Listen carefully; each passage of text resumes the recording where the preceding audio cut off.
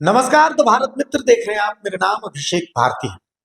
मुख्यमंत्री हेमंत सोरेन दावोस और लंदन के दौरे के बाद रांची पहुंचे तो उनका जबरदस्त स्वागत हुआ। मुख्यमंत्री ने कहा कि भाई इन दौरों से भविष्य के लिए उन्होंने एक रास्ता जो है वो रास्ता बनाने की कोशिश की है कि आने वाली पीढ़ियों के लिए बहुत कुछ वो चाहते हैं कि मैं छोड़ करके जाऊं। झारखंड का भविष्य वो उज्जवल देखना चाहते हैं। हालांकि बहुत तरह के सवाल उठे, तो आज एक बिंदुवार तुलनात्मक अध्ययन हम कोशिश कर रहे हैं कि भाई हम आपके सामने रखें कि भाई आखिर इन दौरों में क्या कुछ मिलता है। क्योंकि झारखंड के कई मुख्यमंत्री हैं जो विदेश दौरों पर रहे हैं, तो भाई किसके विदेश दौरे से क्या हासिल हुआ, कितना हासिल हुआ, यही हम आपके सामने रखने की कोशिश करते हैं। झारखंड के मुख्यमंत्रियों के विदेश दौरों का एक तुलनात्मक अध्ययन जो है वो हम आपके सामने रख रहे हैं कि भाई कितने एमओयू हुए, क्या निवेश है। सबसे पहला बाबूलाल मरांडी। बाबूलाल मरांडी, अर्जुन मुंडा, इसके अलावा रघुवर दास और उसके बाद हेमंत सोरेन। मुख्य रूप से यही मुख्यमंत्री रहे, बाकी देशों गुरु शिबू सोरेन रहे तो उनको हमने इसमें इंक्लूड नहीं किया है। तो ये अपने अपने मुख्यमंत्री काल में इनके किए गए विदेश दौरों की जो अनुमानित संख्या है, साइन किए गए एमओयू की संख्या है कि भाई कंपनियों के साथ इन्होंने कितने एमओयू किए और आकर्षित निवेश की राशि का एक तुलनात्मक विवरण हम आपके सामने दिखा रहे हैं। ये डेटा सार्वजनिक उपलब्ध स्रोतों, सरकारी दावों और मीडिया रिपोर्ट्स पर आधारित है। अब ये चीज ध्यान दीजिए कि कुछ आंकड़े अनुमानित है, क्योंकि जो आधिकारिक रिकॉर्ड है वो सार्वजनिक रूप से मौजूद नहीं है और कई तो ऐसे मामले हैं जिसमें निवेश प्रस्तावित है, उसकी उम्मीद है, जो हमेशा से वास्तविक रूप से लागू नहीं होते। तो इसीलिए हम जो सार्वजनिक प्लेटफॉर्म में जो डेटा है उसी के आधार पर, तो भाई जो मुख्य आंकड़े हैं वो हम आपको एक तुलनात्मक जो है वो हम बताते हैं एक एक करके। ठीक है, पहले मुख्यमंत्री बाबूलाल मरांडी। अब 2002 में इनके 2 दौरे हुए थे। हालांकि बहुत कुछ तो नहीं है, लेकिन कुछ एमओयू जरूर हुए थे विदेशी कंपनियों के साथ और लगभग प्रस्तावित था कि 65,000 करोड़ का जो निवेश है वो आ सकता है। अर्जुन मुंडा के 4 से 5 दौरे थे। जर्मनी, यूएस, कुछ अन्य यूरोपियन कंट्रीज थी, वहां पर कुछ तो पोस्टपोन हो गए थे। 74 जो है स्टील सेक्टर से जुड़े अलग अलग कंपनियों में उनका एमओयू हुआ और 3 लाख करोड़ स्टील सेक्टर में प्रस्तावित निवेश की उम्मीद थी। रघुवर दास के 3-4 दौरे थे, जिसमें यूएस, सिंगापुर, अदर्स कंट्री है। 2016 में न्यूयॉर्क और सिंगापुर ये प्रमुख है।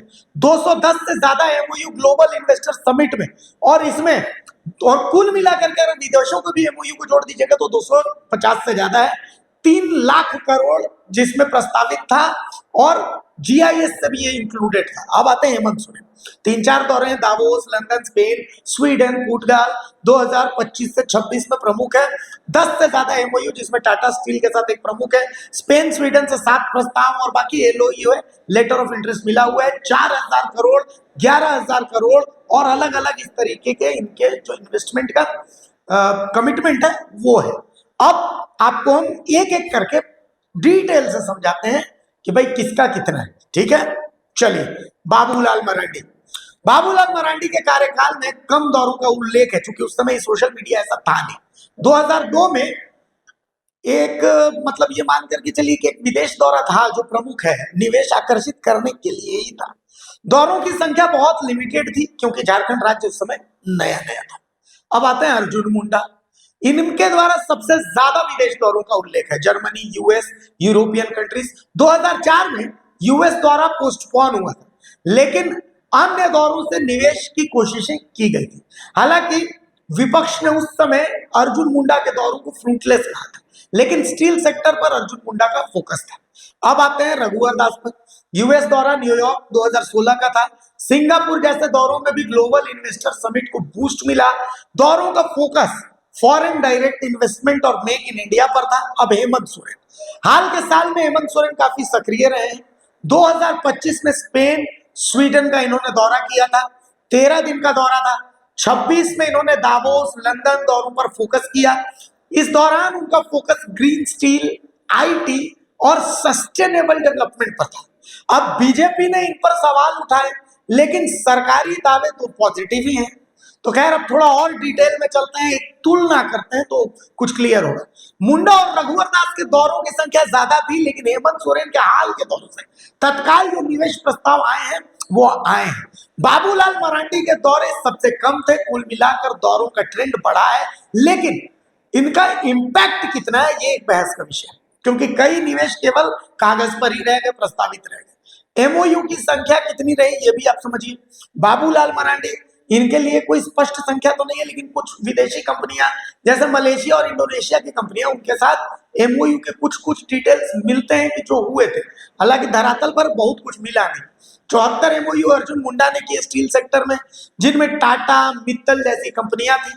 हालांकि बाद में कोड़ा सरकार ने इनको रिव्यू में डाल दिया, चूंकि कोड़ा निर्दलीय थे तो इसीलिए इन सबको रिव्यू में डाला गया। अब रघुवर दास, रघुवर दास ने सबसे ज्यादा एमओयू की है 2017 में ग्लोबल इन्वेस्टर समिट में 209 से 210 एमओयू, कुल 250 प्लस कंपनियां थी, जिसमें सिस्को, नारायणा हेल्थ केयर, एनई वाटर जैसी बड़ी कंपनियां भी थी। हालांकि धरातल पर इसका इंपैक्ट कम नजर आया। अब हेमंत सोरेन, संख्या कम है इनके द्वारा किए गए एमओयू की, लेकिन दावोस में टाटा स्टील के साथ एक एमओयू है।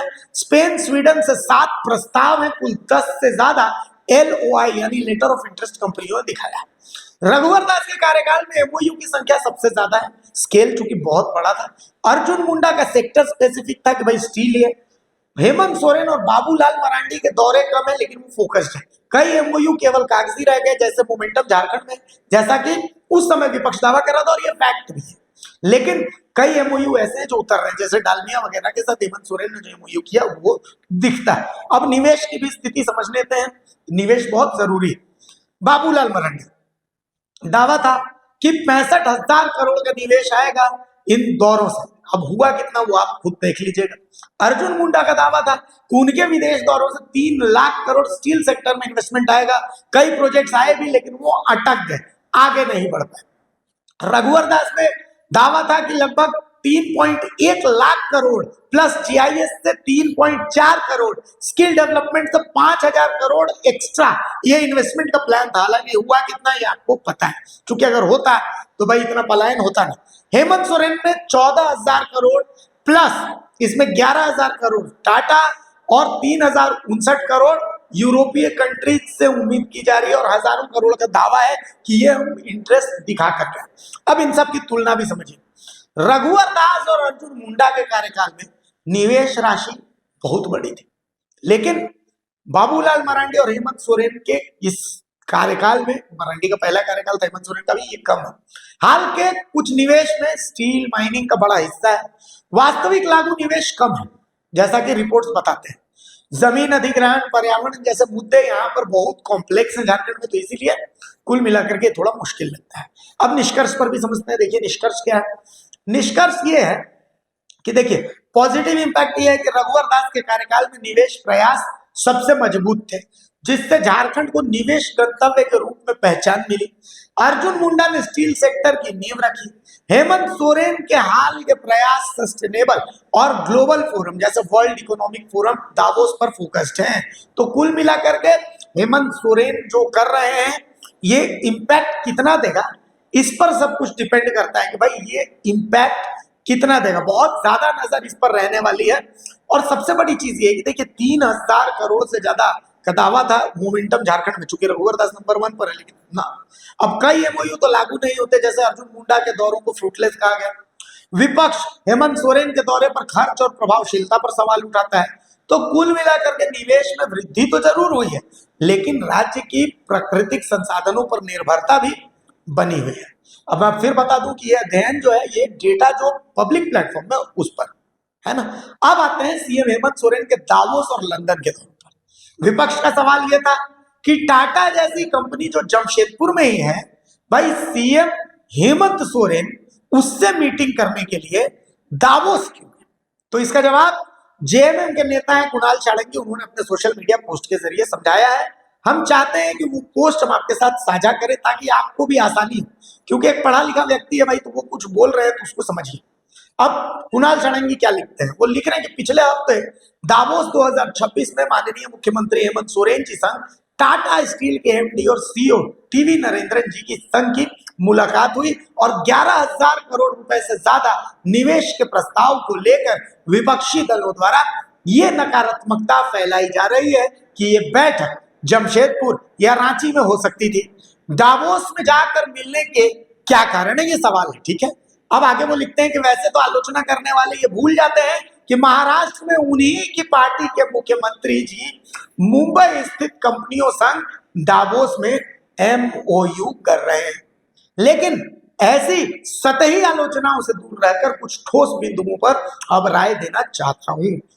टाटा स्टील बहुउद्देशीय कंपनी है और गौरव की बात यह है कि भारत में जन्मी इस कंपनी ने विशेष रूप से यूरोप में अपना सशक्त विस्तार किया है।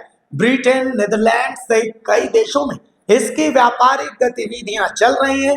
यहां तक कि ब्रिटेन की ऑटोमोबाइल उद्योग की 50% स्टील की जरूरतों को टाटा स्टील पूरा करती है। भौगोलिक विभिन्नता के हिसाब से विश्व की सबसे बड़ी स्टील कंपनियों में टाटा स्टील शामिल है। इसके आगे कुणाल सारंगी लिखते हैं कि इसके पार्ट टेलबोट स्थित टाटा स्टील प्लांट में स्थापित होने जा रहा इलेक्ट्रिक आर्क फर्नेस अपने आप में एक अनूठा प्रोजेक्ट है और ब्रिटेन की सरकार ने इसमें सहयोग किया है। इस तकनीक के माध्यम से टाटा स्टील यूके को 90% कार्बन मुक्त और लगभग 3 MMT ग्रीन स्टील प्रोडक्शन के क्षेत्र में लंबी लकीर खींचने जा रही है, जिस पर हम सबको गर्व होना चाहिए। और जाहिर सी बात है, कुणाल सारंगी आगे लिखते हैं कि ब्रिटेन में कई तरह के कच्चे माल और श्रम की कीमत ज्यादा होने के कारण कई ऐसी चीजें इस EAF प्रोजेक्ट में भारत से भी आयात हो रही है, जिससे भारतीय उद्योगों को भी इसका लाभ मिल रहा है। यूरोप की स्टील उद्योग में उपलब्ध ऐसी संभावनाओं का लाभ झारखंड स्थित कई कंपनियों को और वहां भविष्य में निवेश की इच्छुक कंपनियों को भी मिल सकता है। मुख्यमंत्री जी की इस दूरगामी सोच पर काम हो रहा है। माननीय मुख्यमंत्री की मुलाकात में ऐसे तमाम बिंदुओं पर बातें हुई जिससे UK India comprehensive economic and trade agreement यानी CETA की संभावनाओं पर सटीक तरीके से काम किया जा रहा है। इसके आगे वो लिखते हैं कि टीवी नरेंद्रन जी के काम के दायरे को या टाटा स्टील के व्यापारिक क्षमता को अब भी जमशेदपुर की सीमाओं तक सीमित करके देखना झारखंड में विपक्ष की अपरिपक्वता को दर्शाता है और साथ ही वैश्विक मंचों पर भारतीय कंपनियों की बढ़ती साख के प्रति नकारात्मक सोच को भी। ब्रिटेन के पोर्ट टैलबट स्थित टाटा स्टील प्लांट के दौरे के क्रम में TS यूके इन्विक्टस प्रोग्राम में सहभागिता करने का और प्लांट के ऑपरेशन लाइन को और 2027 के अंत तक EAF तक की यात्रा की तैयारी को समझने का मौका मिला। TS यूके के CEO राजेश नायर जी का हार्दिक आभार इस बेहतरीन अनुभव के लिए। वो अपने अनुभव साझा करते हैं। इसके बाद वो लिखते हैं #टुगेदरवीकेंड #जय झारखंड और साथ में वो हेमंत सोरेन जिंदाबाद जय झारखंड भी लिखते हैं, लेकिन साथ ही वो इंपैक्ट बताते हैं कि भाई इलेक्ट्रॉनिक आर्क रिएक्टर या इलेक्ट्रॉनिक आर्क जो यूज कहीं भी एक पावर प्लांट बन रहा है और उसमें जो पार्ट्स है उसके लिए झारखंड से भी सहभागिता की आवश्यकता है। यूरोप में कुछ रिसोर्सेस बहुत महंगे और उन रिसोर्सेस को झारखंड टाटा स्टील को देकर के और बहुत सारी चीजें कर सकता है। तो यही कारण है कि हेमंत सोरेन ने दावोस में या लंदन में इन बैठकों में हिस्सा लिया। टाटा स्टील भी उसका हिस्सा था। हालांकि देखिए ये एक राजनीतिक पार्टी से जुड़े शख्स का पोस्ट है, लेकिन चूंकि वो वहीं पर अपनी फेलोशिप कर रहे हैं तो इसीलिए हम उम्मीद करते हैं कि उन्होंने जो लिखा है वो सही लिखा होगा। अब ऐसे में अब अंत उसी शायरी पर होती है कि तू इधर उधर के छोड़ बता कारमल उठा कैसे। तो मैटर ये है कि अब डिपेंड ये करता है कि इन्वेस्टमेंट कितना आता है और आता है इन्वेस्टमेंट तो आता है, उसका फायदा झारखंड वासियों को कितना मिलता है। क्योंकि भाई बेसिक तो यही कि एम्प्लॉयमेंट का जनरेशन, तो वो एम्प्लॉयमेंट कितना जनरेट होता है, मैटर यहीं पर फंसता है। हमने एक तुलनात्मक अध्ययन आपके सामने रखा है, पसंद आए तो लाइक कीजिएगा, कमेंट्स में बताइएगा कुछ अगर छूट गया तो। नमस्कार, जोहार।